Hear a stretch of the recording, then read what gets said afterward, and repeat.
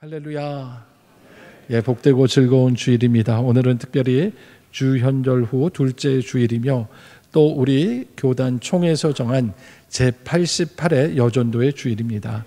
우리 교회에서는 지난 2020년 정책당회에서 2021년부터 매년 셋째 주일을 여전도의 주일로 지키기로 결정하여 올해로 5년째 여전도의 주일을 셋째 주일에 드리게 되었습니다. 오늘도 이 여전도의 주일을 맞이하여 주님 앞에 나와 예배드리는 우리 성도 여러분 한 분 한 분을 이 시간 주님의 이름으로 사랑하며 축복하며 환영합니다. 오늘도 영과 진리로 예배드릴 때 하나님 이곳에 임재하여 주시고 우리의 예배를 기쁘게 받아주시기를 주님의 이름으로 축원합니다. 오늘 이 아침에는 주신 말씀 구약성경 에스더 9장 20절로 28절의 말씀으로 슬픔이 변하여 기쁨이 되니라는 제목으로 복음 증거하도록 하겠습니다. 성경에 기록된 이스라엘의 역사를 살펴보면 그들의 역사 가운데 가장 비참했던 시기가 언제였는가를 생각해 보게 됩니다. 어떤 분들은 출애굽 직전에 이 이스라엘 사람들이 애굽에서 종살이 하던 시절이 가장 비참한 때가 아니었을까 그렇게 생각하기도 합니다. 또 어떤 분들은 아니야, 애굽을 벗어나서 40년 동안 광야 생활하는 동안이 가장 힘들고 어려운 시절이 아니었을까 그렇게 이야기하기도 합니다. 하지만 우리는 출애굽기의 역사를 통해 알 수 있는 것은 이 광야 40년의 생활이 고달프고 힘들기는 했지만 하나님께서 날마다 만나와 메추라기를 내려주시고 또 그 메마른 광야에서 샘물이 터져 나오게 하시는 은혜를 경험했던 하나님의 임재를 경험했던 은혜의 시간이라는 것을 우리가 생각하게 됩니다. 하나님께서 약속하신 젖과 꿀이 흐르는 땅, 그 가나안 땅을 바라보면서 지금 비록 우리가 가진 것이 아무것도 없고 먹을 것이 부족해도 하나님 주시는 약속이 있기 때문에 그들의 마음만은 풍요로운 시간이 아니었을까 생각해 보는 것입니다.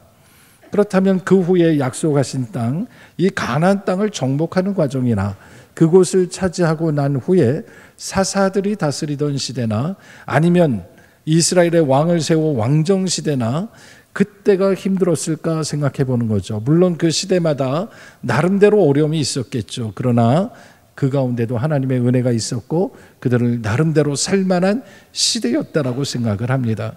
그렇다면 언제가 이스라엘 역사상 최악의 시간이었겠습니까? 아마도 북이스라엘이 멸망당한 이후에 이어서 남유다마저도 바벨론에 의해서 멸망을 당하고 이스라엘 백성들이 바벨론의 포로로 끌려가 살았던 그 70년간의 시간이 가장 비참한 시간이 아니었을까 생각해 보는 것이죠. 그때 이스라엘 사람들은 이런 마음이 있었습니다. 우리는 전 세계 민족 가운데 하나님이 택하신 아주 특별한 민족이야. 그런 생각을 가지고 살았습니다. 이것을 다른 말로 선민의식이라고 이야기하는데 이 유대인들은 하나님께서 아브라함을 택하시고 우리를 하나님의 자녀 삼으시고 모세를 통해서 십계명과 율법을 주셨고 다윗의 아들 솔로몬 시대에는 하나님께서 거하시는 예루살렘 성전을 완공하고 또 거기에서 매일같이 아침 저녁으로 제사를 드렸기 때문에 우리는 하나님의 백성이요 하나님께서 이 나라만큼은 반드시 지켜주실 것이라고 그들은 굳게 믿었던 것입니다. 그러나 이스라엘 백성이 겉으로는 하나님을 믿는 척했지만 그들의 중심이 하나님께 있지 않고 여전히 말씀과 거리가 멀어지고 하나님 앞에 죄를 짓게 되자 국가가 흔들리기 시작합니다. 남과 북이 갈라집니다. 특별히 북이스라엘 10지파와 유다와 베냐민 2지파가 남으로 나뉘어져서 서로 불편하게 살아갑니다. 여러분뿐만 아니라 이 북이스라엘이 우상숭배에 빠지고 하나님의 말씀과 거리가 멀어지고 선과 악을 분별할 줄 모르고 살다가 결국은 북이스라엘이 먼저 주전 722년에 아수르에 의해서 멸망당하고 남은 남유다마저도 주전 587년에 바벨론에 의해서 멸망을 당하고 만 것이죠. 하나님의 임재와 모든 예배 때마다 하나님의 영광을 바랬던 그 예루살렘 성전마저도 다 불타버리고 말았습니다. 그리고 유다의 마지막 왕이었던 시드기야 왕이 얼마나 비참하게 끌려갔는 줄 아십니까? 바벨론 왕 느부갓네살 앞에 끌려가서 거기에서 그의 아들들이 다 죽임당하는 걸 두 눈으로 봐야 했고 보고 난 후엔 그 두 눈을 뽑아버리고 완전히 벌거벗겨서 짐승처럼 만들어서 바벨론까지 그렇게 끌려갔다라는 거죠. 그리고 유대인들은 자기들의 왕이 그렇게 되는 것을 바라보며 큰 충격을 받았던 것입니다. 이렇게 바벨론으로 끌려간 유대인들 깊은 고민에 빠졌어요. 하나님은 살아계시는가? 정말 하나님이 살아계시다면 우리 민족 가운데 어떻게 이런 고난을 주실 수 있는가?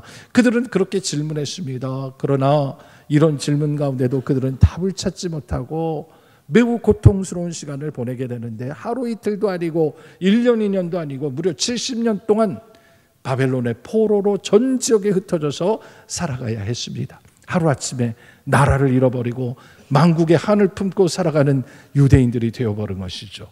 그렇게 70년이 흘러가면서 바사왕, 고레스왕 원년에 바벨론 포로들을 다 예루살렘으로 돌아가도록 귀한 명령을 내리기까지 그들은 정말 비참하게 살아가야 했습니다. 그런데 하나님께서는 이미 그들에게 예언의 말씀을 주셨죠. 선지자 예레미야를 통하여 70년이 차기까지 그 고난을 다 마치고 나면 마침내 하나님께서 약속하신 대로 이 예루살렘으로 그들이 돌아오게 하리라 하나님이 말씀하셨고, 하나님은 그 약속을 신실하게 지키셨습니다. 그래서 수룹바벨 총독과 학개 선지자와 학사 겸 제사장 에스라를 통해서 많은 사람들이 돌아오게 하고 예루살렘 성전을 다시 재건하게 하셨습니다. 그리고 얼마 후에는 총독 느헤미야까지 보내셔서 무너진 성벽까지도 다시 세우게 하셨습니다. 여러분, 이런 놀라운 역사가 구약 성경에 에스라와 느헤미야의 자세히 기록이 되어 있는 거예요. 그런데 여러분, 이 시기에 하나님께서는 이스라엘 백성들이 3번에 걸쳐서 예루살렘으로 돌아오게 하시는데, 끌려갔던 유대인들이 다 돌아올 수 있었던 건 아닙니다. 여러 가지 사정으로 인해서 조국에 돌아오지 못하고 여전히 바벨론 땅에 남아서 거기에서 유대인이라는 걸 숨기고 살아가야 하는 그런 사람들이 굉장히 많았습니다. 오늘 본문에 등장하는 모르드게가 그렇고 에스더가 그렇고 그와 함께했던 유대인 공동체가 다 그런 디아스포라 유대인의 비극을 경험했던 사람들입니다. 그것이 바로 오늘 본문 에스더의 배경이 되는 거예요. 그런데 이 본문 말씀을 통해서 하나님이 하시는 말씀이 있습니다. 저는 이 본문 가운데 제게 주신 은혜를 이 시간 2가지로 선포하고자 하는데, 우리 모두 가슴에 새기시고 이 말씀 붙드시고 하나님의 은혜를 경험하는 저와 여러분이 되기를 주님의 이름으로 축원합니다. 먼저 첫 번째 말씀입니다. 하나님께서는 슬픔이 변하여 기쁨이 되게 하시리라 말씀하십니다. 아멘. 제가 오늘 본문 20절을 읽어보겠습니다. 모르드게가 이 일을 기록하고 아하수에로 왕의 각 지방에 있는 모든 유다인에게 원근을 막론하고 글을 보내어 이르기를, 한 규례를 세워 해마다 아달월 14일과 15일을 지키라. 이달 이날에 유대인들이 대적에게서 벗어나서 평안함을 얻어 슬픔이 변하여 기쁨이 되고 애통이 변하여 길한 날이 되었으니, 이 2날을 지켜 잔치를 베풀고 즐기며 서로 예물을 주며 가난한 자를 구제하라 하매. 여러분, 이 말씀은 에스더서 전체의 결론 부분에 해당되는 말씀이라고 할 수 있습니다.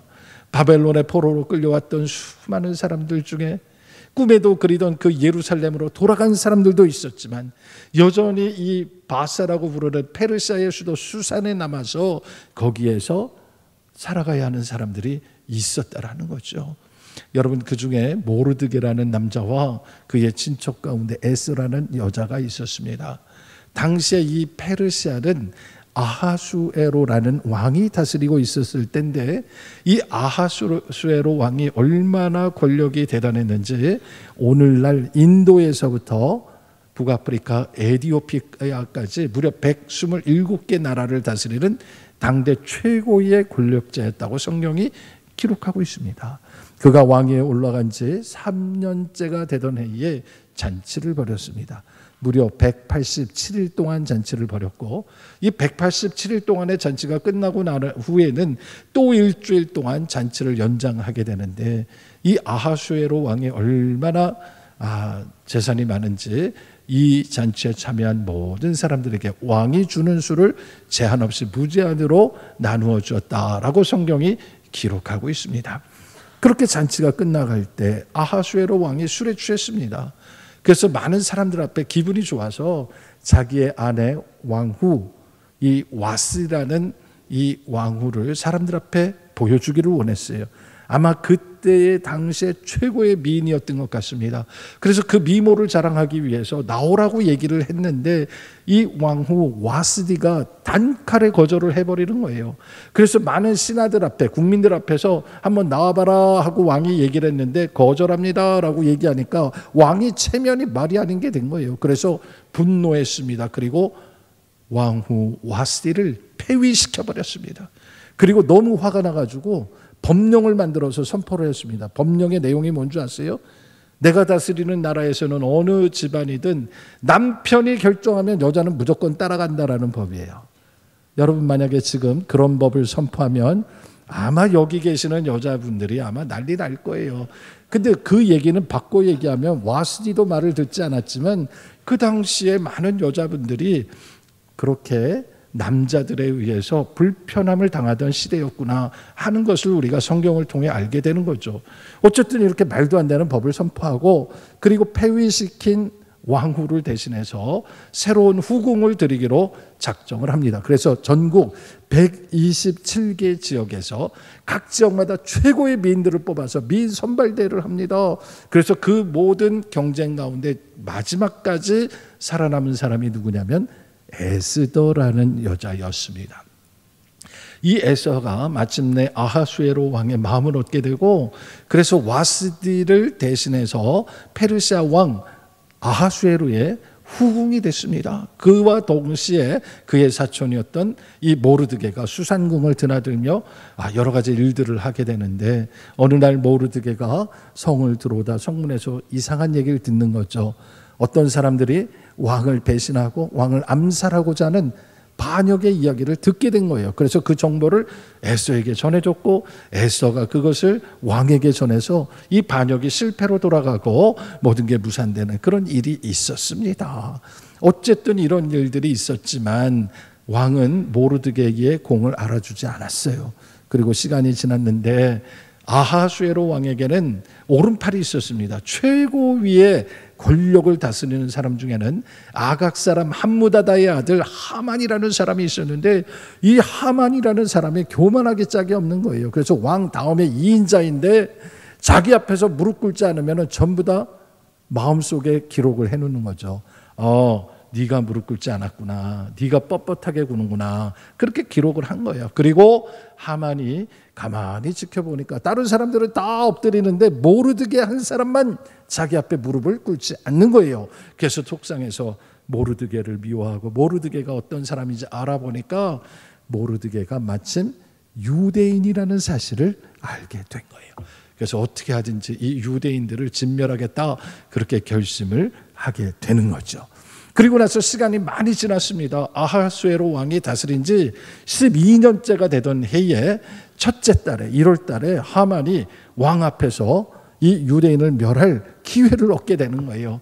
어떤 일이 있었냐면 아하수에로 왕 앞에서 여러 가지 정책을 얘기하다가 이런 얘기를 하는 거예요. 이 페르시아의 왕의 명령을 듣지 않는 족속이 있는데 이 족속을 진멸하면 나라가 평안할 것입니다. 그렇게 얘기하니까 왕이 그렇게 해라 라고 얘기한 거죠. 그럼 어떻게 하면 좋겠냐 그랬더니 제비를 뽑아서 날을 정하고 한 날을 정하면 그날 그 사람들은 전부 다 사람들이 찾아가 죽이고 그들의 재산을 뺏어도 죄가 되지 않도록 그렇게 허락해 주시면 되겠습니다. 그렇게 얘기를 한 거예요. 그래서 유대인들을 진멸할 계획을 구체적으로 만들면서 제비를 뽑았습니다.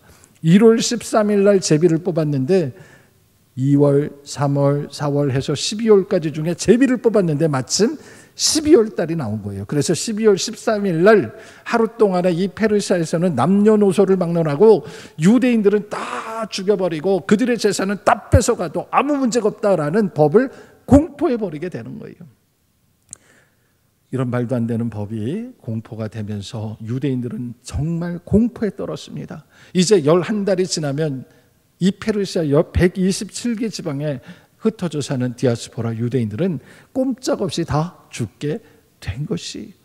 더 놀라운 것은 왕이 한번 조서를 만들면서 반지로 도장을 찍은 그렇게 어인을 찍은 조서는 절대로 취소할 수가 없는 그런 법이 있었기 때문에 이것을 해결할 방법이 없어서 모르드게는 엎드리기 시작한 거예요.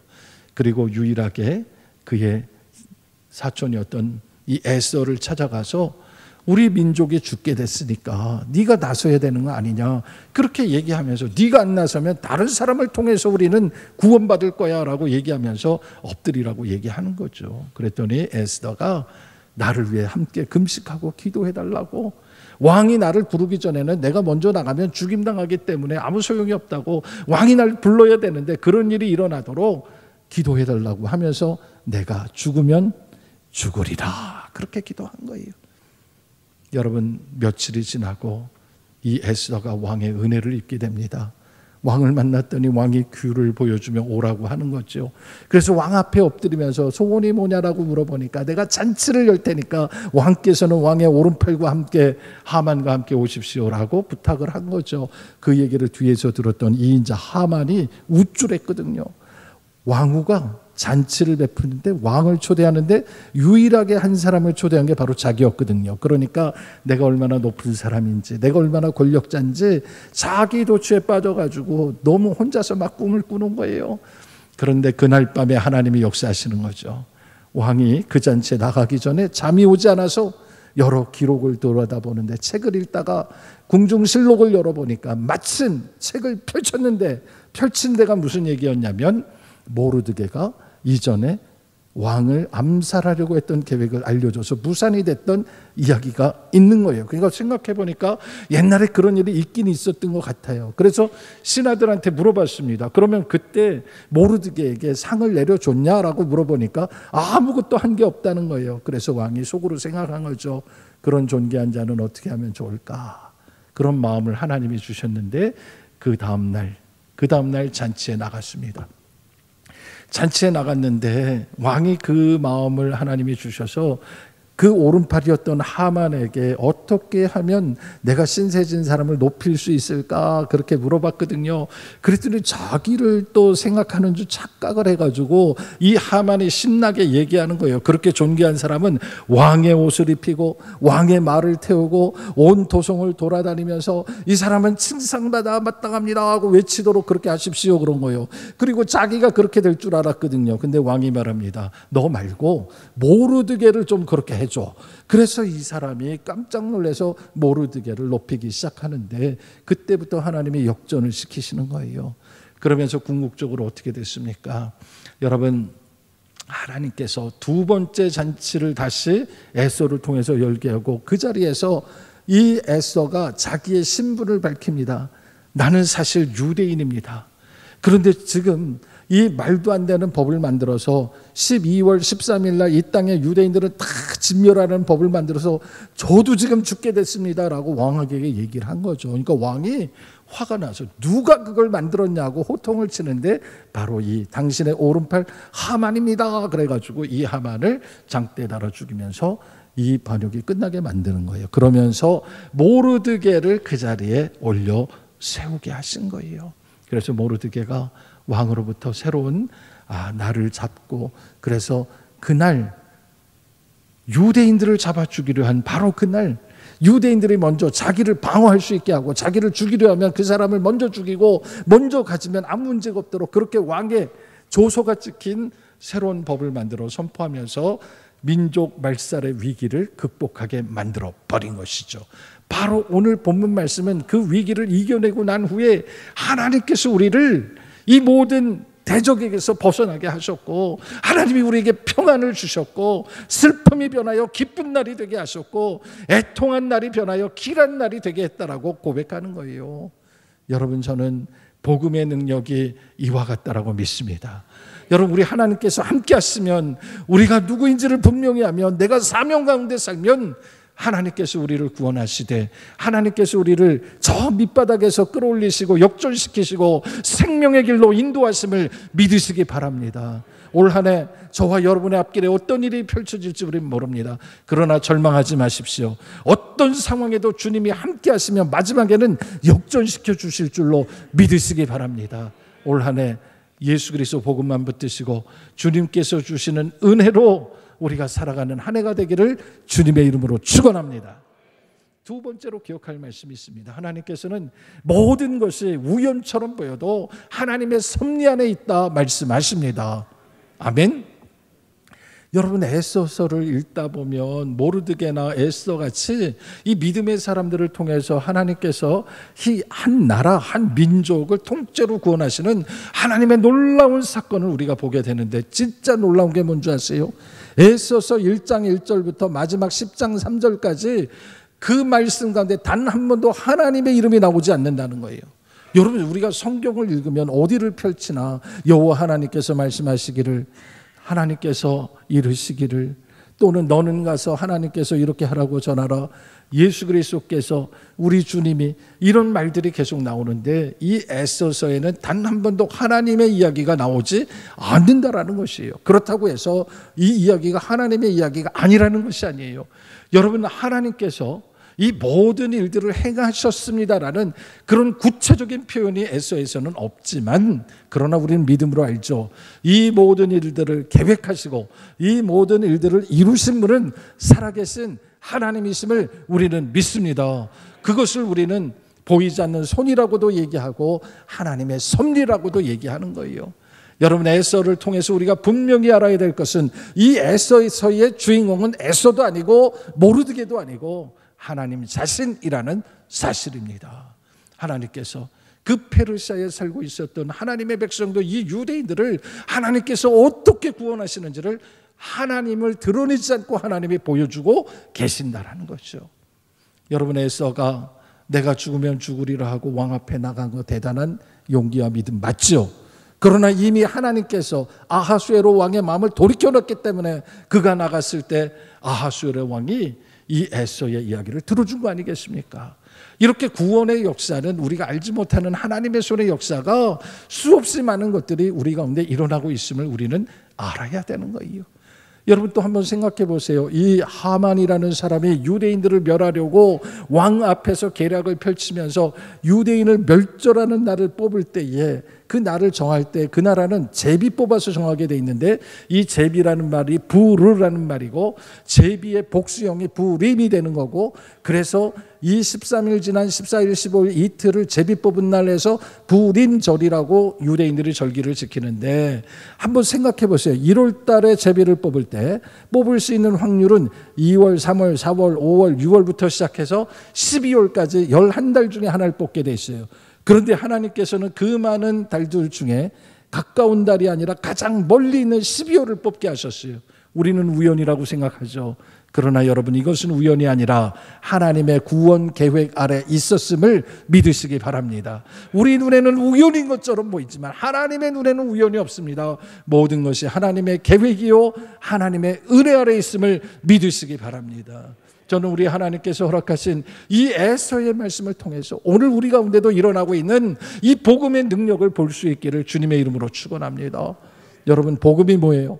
우리 예수 믿는 사람은 어디를 가나 당당하게 복음이 뭔지를 분명하게 얘기할 수 있어야 돼요. 여러분, 복음은 예수 그리스도 위로부터 내려주시는 하나님의 은혜인 줄로 믿으시기 바랍니다. 그래서 우리는 예수를 바로 믿고 제대로 믿어야 돼요.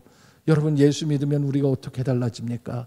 예수님을 믿으면요, 우리 인생의 가치관이 달라지게 돼 있어요. 우리의 삶의 태도가 달라지게 돼 있습니다. 이전에는 우리가 죽음 앞에 무기력하게 살았다면, 예수가 우리의 구주임을 알고 그분이 우리에게 영생을 주셨으면, 그것을 우리가 알게 되면 이제는 죽음을 두려워하지 않는 거예요. 죽음과 맞서 싸우며 살아가는 것이죠. 여러분, 우리에게 그런 죽음을 이기는 능력이 있기를 주님의 이름으로 축원합니다. 우리가 예수님 만나기 전에는 이중적인 생활을 했어요. 예수를 믿는다고 교회 다닌다고 하면서도 교회 안에서는 착한 척하고 교회 밖에 나가서는 세상 사람들과 싸우면 절대로 지면 안 된다고 생각해서 세상 사람보다 더 악하게 생각하고 세상 사람보다 더 못되게 살고 세상 사람들보다 더 교묘하게 살아가는 사람들이 얼마나 많았습니까? 그런데 인격적인 예수님 만나고 나니까 그게 아니라는 걸 알게 된 것이죠. 왜냐하면 우리 예수님은 악을 선으로 이기신 분이요, 우리에게 오늘도 악을 선으로 이기라고 말씀하시기 때문이에요. 그래서 우리를 둘러싸는 환경이 다 악하다 할지라도 우리는 그 악에 물들지 않고 오직 예수 그리스도 복음을 붙들고 끝까지 포기하지 않고 아무리 힘들어도 우리가 이 길을 걸어가는 것, 예수님이 주신 복음의 능력인 줄로 믿으시기 바랍니다. 또한 우리는 예수님의 사랑으로 변화를 입은 사람들이에요.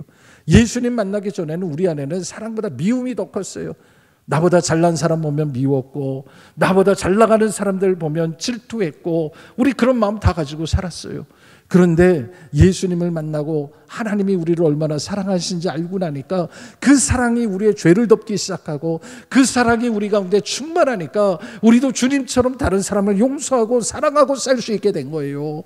여러분, 하나님이 우리를 얼마나 사랑하셨어요? 하나님이 세상을 이처럼 사랑하셨다 했습니다. 하나님이 얼마나 사랑하셨다고요? 자기 아들 독생자를 내어주실 정도로 이처럼 사랑하셨다고 했어요. 그래서 그 사랑을 경험한 우리들이 오늘 우리도 그 사랑을 잊고 나니까 내가 용서할 수 없는 사람, 나는 알 수 없지만 내 안에 계신 성령님이, 내 안에 계신 예수 그리스도의 사랑이 용서하게 만드시는 거예요.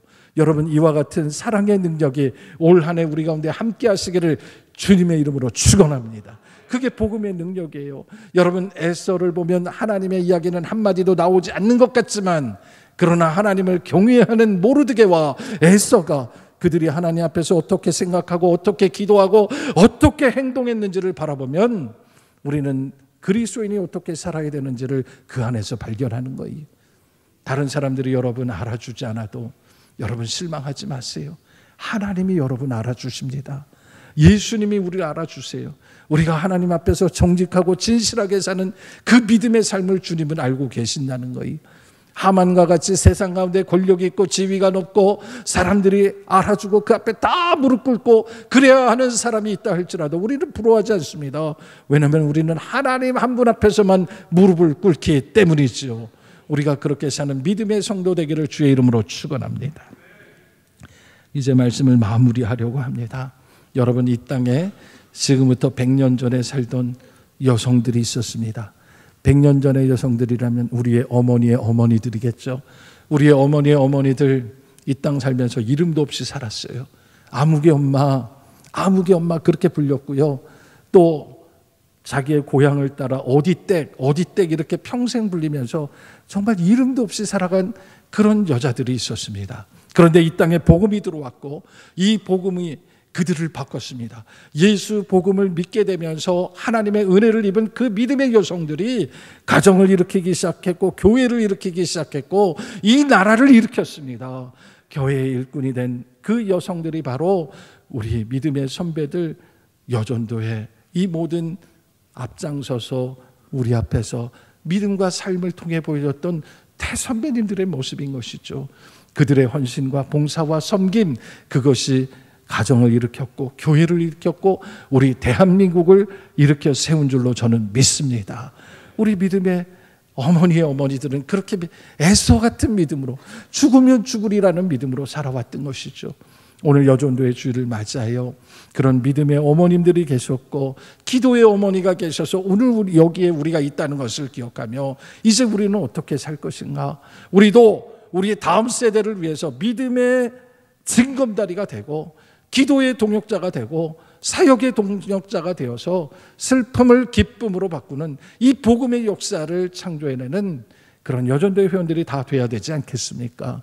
오늘 이 귀한 주일 내가 혼자 믿는 것도 중요하지만 우리가 서로 연합해서 함께 기도하고 함께 은혜를 나눌 때 하나님은 더 크게 역사하심을 기억하시고 올 한 해 여전도의 활동 같이 기쁨으로 감당함으로 하나님께서 주신 비전 성령으로 말미암아 그 능력으로 말미암아 부흥하는 가정과 교회와 여전도회와 이 나라를 우리가 경험하게 되기를 주님의 이름으로 축원합니다. 기도하겠습니다. 은혜로우신 아버지 하나님, 오늘 제88회 여전도의 주일을 맞이하여 우리 믿음의 어머니의 어머니들께서 살아오셨던 그 여정을 돌아보며 에서와 같이 민족의 위기 때마다 죽으면 죽으리라 목숨 걸고 기도하셨던 그분들이 계셨기에 오늘 우리가 있음을 기억하게 하여 주시옵소서. 또한 하나님께서 이 시대에 우리에게도 맡겨주신 그 사명을 믿음으로 감당하게 하셔서 올 한 해 성령의 능력으로 부흥하는 우리의 가정과 교회를 보게 하여 주시옵소서. 예수님의 이름으로 기도하옵나이다.